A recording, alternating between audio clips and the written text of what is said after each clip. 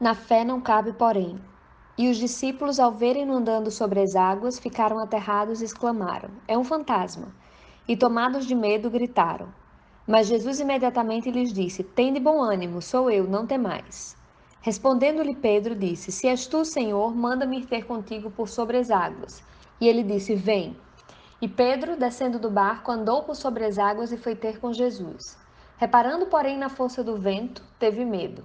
E começando a submergir, gritou: Salva-me, Senhor.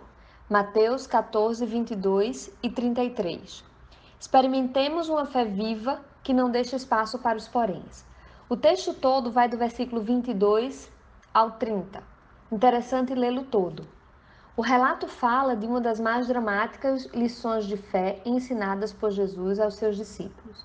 Aquela, na verdade, não era a primeira vez que Jesus ministrava fé aos seus discípulos, no meio de uma tempestade. O outro episódio está em Mateus 8, 23 a 27, e relata também uma grande tempestade, só que naquela situação, Jesus estava com eles no barco. A primeira experiência tipifica os dias de Jesus na terra, antes de sua crucificação e ressurreição. A segunda aponta para a era da igreja, quando Jesus se ausentaria da terra fisicamente, voltando para os céus. Ambas as experiências estimulam a prática da fé viva e incondicional. Quando encontramos na Bíblia referências a tempestades, muitas águas ou mar, são invariavelmente metáforas para ilustrar as tribulações da vida. O mais surpreendente na sofisticada pedagogia de Jesus é que ele não dá aula teórica. Ele já coloca seus discípulos em situações práticas para que aprendam vivenciando. E foi assim no passado, é assim no presente e será assim sempre. Cabe a nós nos tornarmos alunos ensináveis e diligentes para assimilar a metodologia de ensino de Jesus e não sermos reprovados. Há muito crente repetindo o ano. Crentes que já poderiam ser mestres, mas ainda continuam no jardim da infância da fé. A experiência daqueles discípulos será registrada na Bíblia, para nos estimular a atravessar vitoriosamente as nossas próprias tempestades, renunciando os poréns, que se levantam para atravancar as nossas vitórias. A experiência daqueles discípulos nos ensina pelo menos 5 certezas. Primeira certeza: o próprio Senhor os compeliu para a tempestade. Lendo a Bíblia, descobrimos que há 2 tipos de tempestades que assolam a nossa vida. Aquela que vem para a correção como disciplina de Deus, como é o caso do profeta Jonas. E a que vem para aperfeiçoamento, quando Deus deseja que cresçamos em maturidade e fé. Muitos cristãos têm a ideia equivocada de que, ao obedecer à vontade de Deus, só navegarão em águas tranquilas. Mas quando somos impelidos para uma tempestade por Jesus, devemos lembrar que Ele nos trouxe ali para um fim proveitoso e cuidará de nós. Segunda certeza: o Senhor se retira para orar sozinho e certamente intercedia por eles e também intercede por nós. A terra não é um parque de diversão, é antes uma arena de guerra, santificação e crescimento espiritual para os que servem a Deus. Jesus sabia que a tempestade que seus discípulos enfrentariam. E o texto diz que ele subiu ao monte a fim de orar sozinho.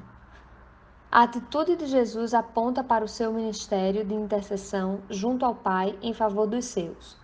O povo de Deus está no mar, em meio às tempestades da vida, e Jesus está não no monte, mas nos altos céus intercedendo por nós, para que não desfaleçamos e a nossa fé não vacile.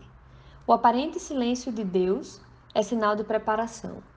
Terceira certeza: assim como Jesus acudiu os discípulos, ele nos acode também.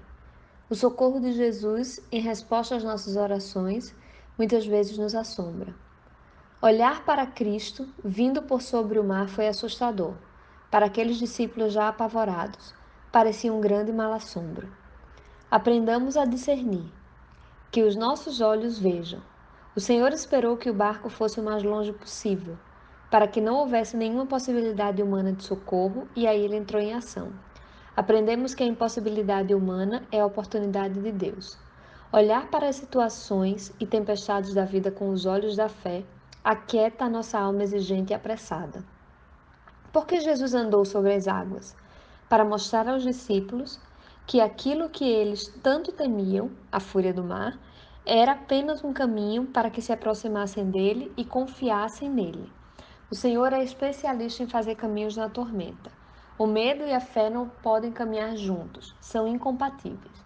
O medo cega a fé e produz tormento, para que ela não enxergue a presença de Deus. Quarta certeza: aquela situação foi a oportunidade de Deus para ajudá-los a crescer e se fortalecer.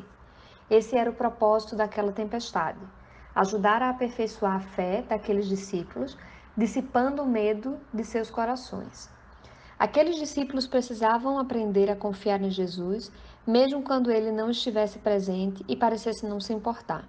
O justo vive por fé, não pelo que vê. Olhe agora para Pedro.